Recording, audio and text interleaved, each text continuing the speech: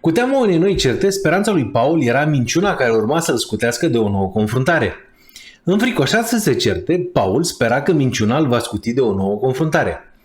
Care dintre cele două versiuni vi se pare mai bună?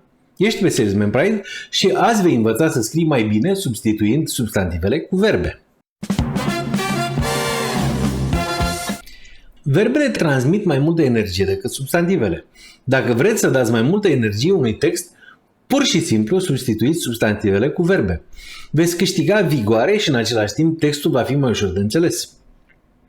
Ori de câte ori puteți substitui substantivele cu verbe, faceți-o. Câteva exemple ar ajuta. Greșit. Creditul va permite finanțarea investiției imobiliare. Corect. Investiția imobiliară va fi finanțată prin credit. Greșit. Ministrului îi lipsește credibilitatea. Corect. Ministrul nu este credibil. Greșit. Afirmarea credinței fiecăruia.